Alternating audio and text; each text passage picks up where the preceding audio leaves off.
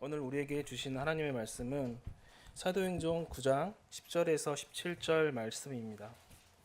제가 봉독하겠습니다. 그런데 다마스쿠에서는 아나니아라는 제자가 있었다. 주님께서 환상 가운데서 아나니아야 하고 부르시니 아나니아가 주님 여기 있습니다 하고 대답하였다. 주님께서 아나니아에게 말씀하셨다. 일어나서 곧은 길이라 부르는 거리로 가서 유다의 집에서 사울이라는 다소 사람을 찾아라. 그는 지금 기도하고 있다. 그는 환상 속에 아나니아라는 사람이 들어와서 자기에게 손을 얹어 시력을 회복시켜 주는 것을 보았다. 아나니아가 대답하였다. 주님, 그가 예루살렘에서 주님의 성도들에게 얼마나 해를 끼쳤는지를 나는 많은 사람들에게서 들었습니다. 그리고 그는 주님의 이름을 부르는 사람들을 잡아갈 권한을 대제사장들에게서 받아가지고 여기에 와 있습니다. 주님께서 그에게 말씀하셨다. 가거라. 그는 내 이름을 이방 사람들과 임금들과 이스라엘 자손들 앞에 가지고 갈 내가 택한 내 그릇이다.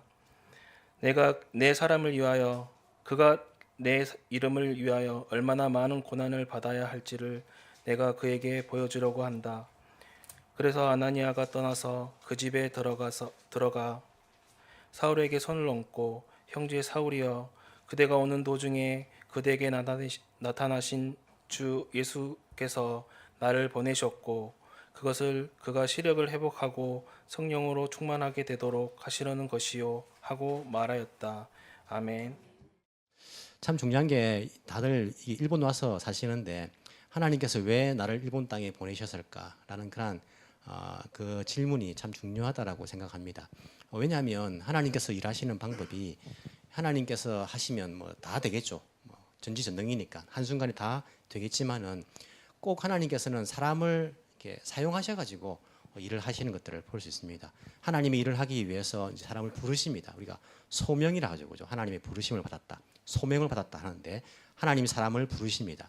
그리고 그 사람에게 할 일을 주십니다. 그러니까 사명이라고 하죠, 그죠? 사명을 갖게 하고 그 사람이 하나님 백성이 크리스천들이 하나님의 일에 동참하기를 원하시는 것들을 볼 수 있습니다.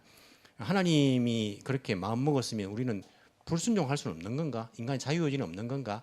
자유의지가 있습니다. 하지만 하나님의 섭리와 사람의 그 순종 그 사이에는 우리가 이해할 수 없는 그런 신비로운 그런 면들이 있겠죠, 그렇죠? 아직까지 우리의 지성으로는 이해할 수 없는 부분들이 있을 것입니다.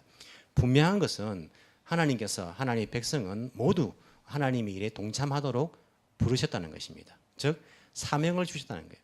그냥 심심해서 너 살아라 이렇게 한 사람이 한 사람도 없습니다. 하나님께서는 하나님의 백성들에게 사명을 주셨습니다.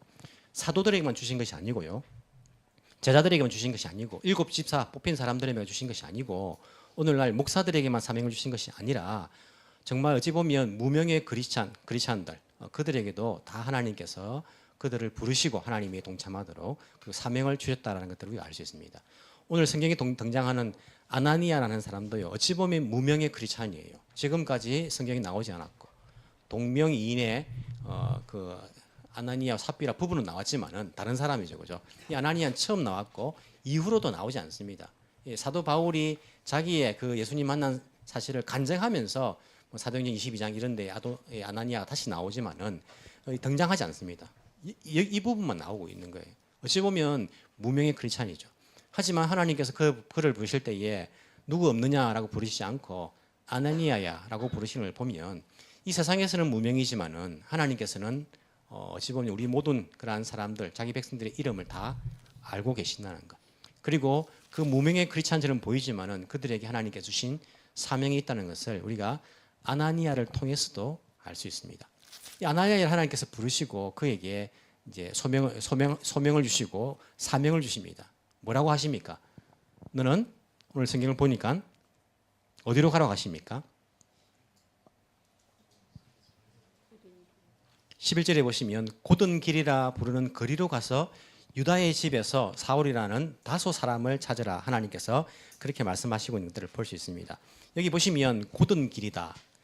옛날 우리가 성경에는요 직가라는 곳으로 가서 이렇게 말하죠. 곧을 직자니까 직가를 풀었으면 곧은 길이 되고 한자를 쓰면 직가 됩니다. 이 직가 다마스쿠스에 있는 직가라는 곳으로 가서 유다의 집에 머물고 있는 사울에게 가라 이렇게 이제 말씀하신 것들을 볼 수 있어요.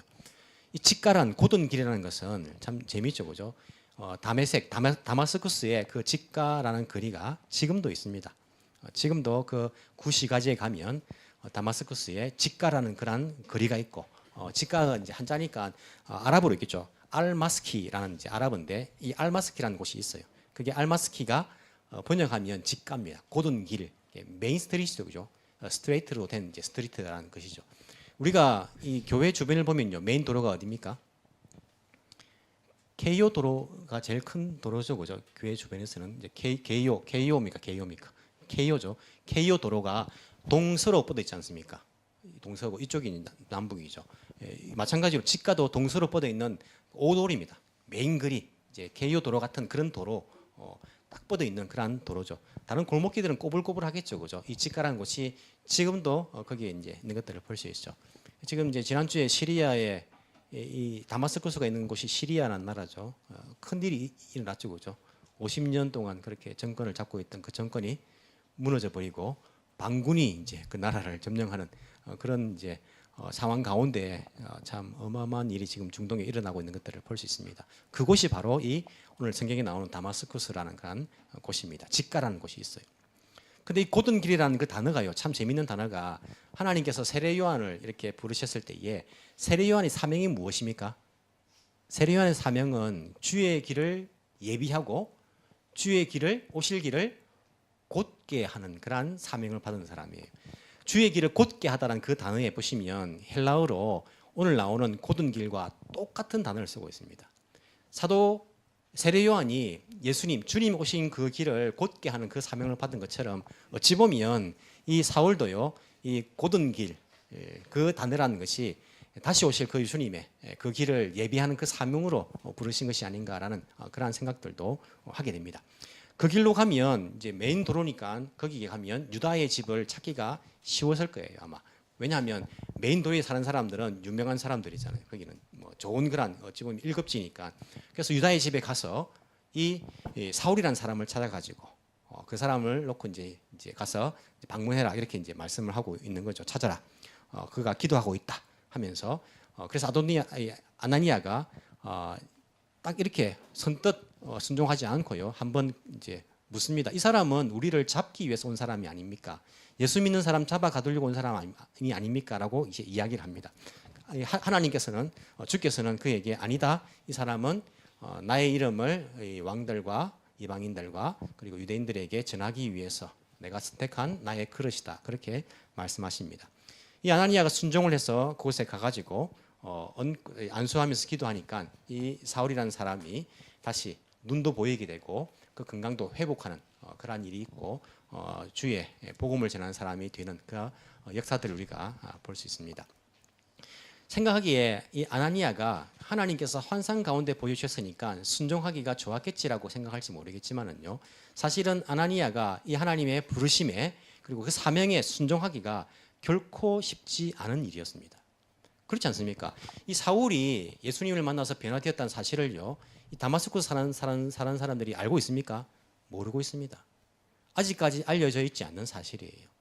오는 길에 예수 믿는 사람들을 잡아 죽이기 위해서 오는 길에 그 일이 있었고, 오다가 이제 눈이 안 보여가지고 그 사람들이 이끌려가지고 이 유다의 집에 머물고 있는 시점이기 때문에 아직까지 사람들이 알지 못합니다.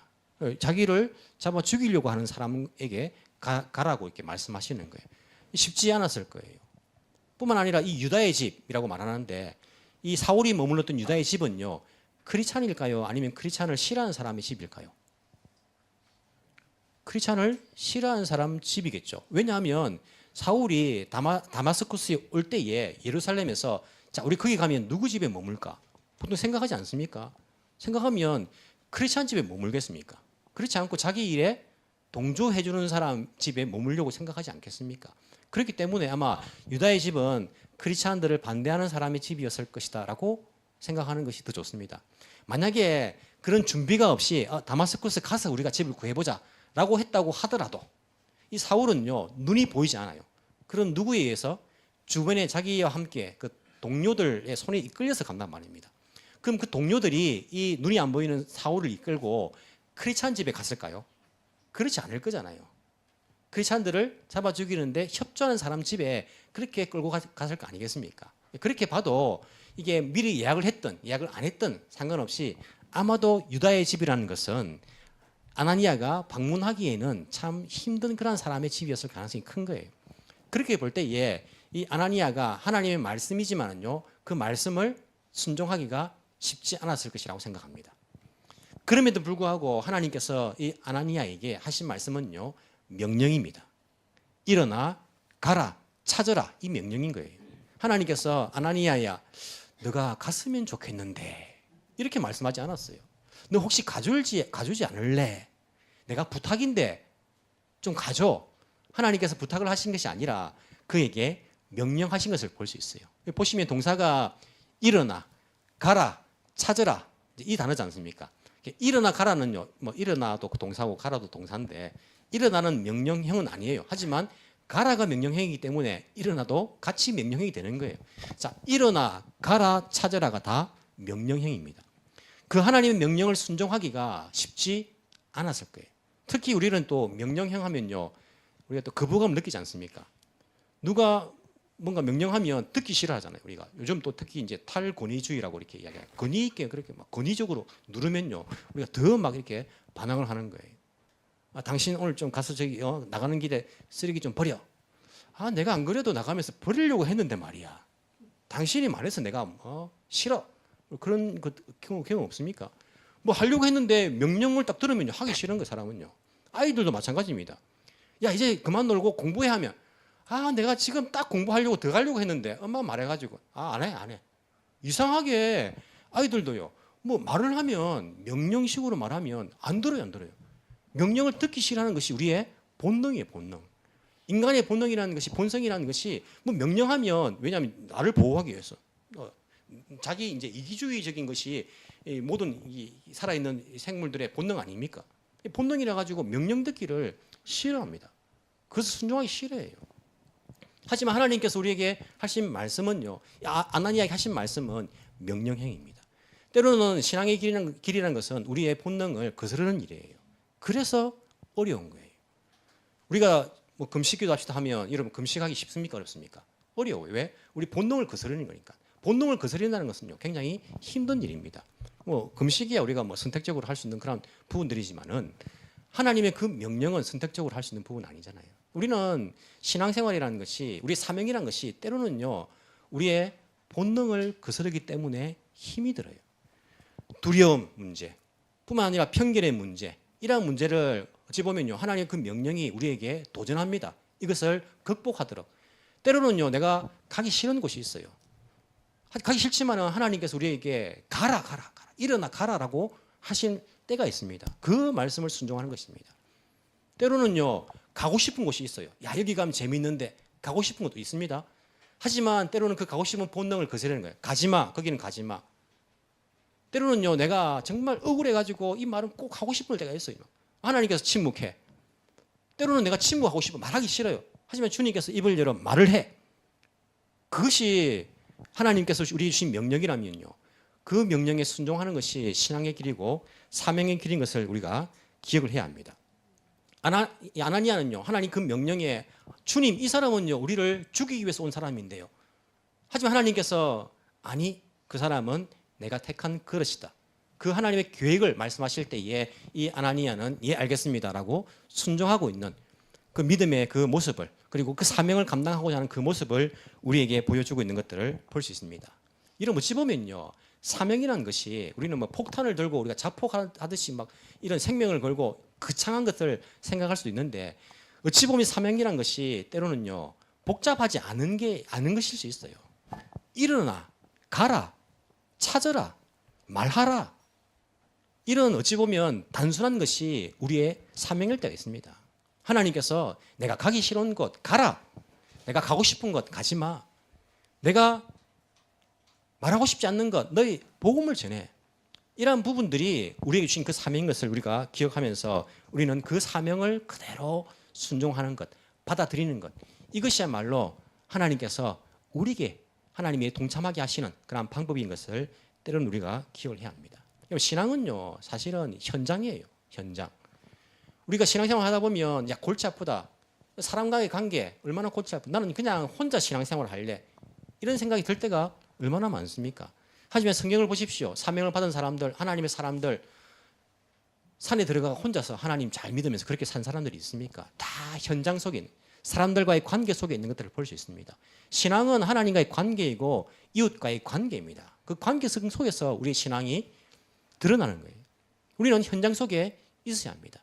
때로는요, 내가 하기 싫은 것도 해야 하고, 때로는 내가 사람과의 관계 속에서 막 화가 나는데도 한 번 또 인내해보는 것.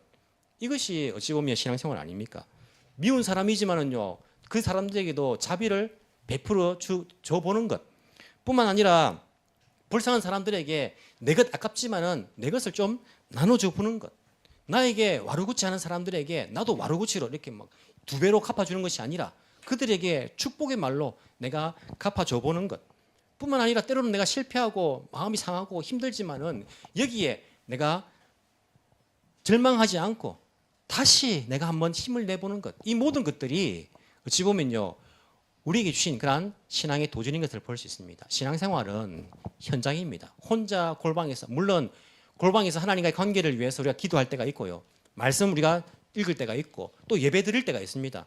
하지만 여기 계속 머무는 것이 아니라 우리는 현장 속으로 나가는 거예요. 왜? 하나님께서 우리를 부르신 그 사명의 장소는요, 바로 사람들과의 그 관계 속에서 있기 때문입니다. 그들에게 일어나 가라는 거예요. 그들을 찾으라는 것입니다. 그들에게 말하라는 것입니다. 기도하라는 그들을 위해서 하나님께서 우리에게 그 길로 부르셨다는 그 사명감을 가지고 우리가 현장 속에서 정말 때로는 넘어질 때도 있고요. 때로는 실망할 때도 있고 때로는 마음 아플 때도 있고 때로는 얻어맞기도 하고요. 때로는 속상할 때도 있지만은 그 속에서 우리에게 주신 그 명령을 순종하는 것, 이것이야말로 제자의 길이 아닌가라는 생각들을 해보게 됩니다. 이러면 주께서 여러분들을 부르십니다. 일어나 가라, 찾으라, 그리고 말하라. 그 명령에 우리의 본능을 거스를지라도 순종할 수 있는 저와 여러분이 되기를 간절히 소망합니다. 잠시 기도하겠습니다. 사랑이 많으신 하나님 아버지 감사합니다. 우리를 사명의 길로 부르신 것 감사합니다. 주님, 때로는 가고 싶지 않습니다. 때로는 말하고 싶지 않습니다. 때로는 만나고 싶지 않습니다. 때로는 복수하고 싶습니다. 때로는 포기하고 싶습니다. 하지만 주님께서 일어나 가라, 찾으라, 말하라, 기도하라 그렇게 말씀하시면 우리가 그 말씀 순종하여 나아갈 수 있는 그러한 믿음의 사람들로 삼아 주옵시기를 간절히 소망합니다. 어찌 보면 빛도 없이 이름 없이 그렇게 순종한 아나니아를 통하여서 사울을 회복시켜 주시고 그를 하나님의 사역자로 삼아 주신 것, 우리가 이 역사 가운데 한 정점에 아나니아가 있었던 것을 보게 됩니다. 저희들 비록 이 땅에서 이 세상에서 이름 없는 사람이고 무명의 크리스찬들이지만은 하나님 우리의 이름을 아시고 우리를 부르시고 우리에게 사명 주셨으니 그 사명 따라 순종할 수 있는 하나님 백성 다 되게 은혜를 베풀어 주옵소서. 감사드리며 살아계신 예수님 이름으로 기도합나이다. 아멘.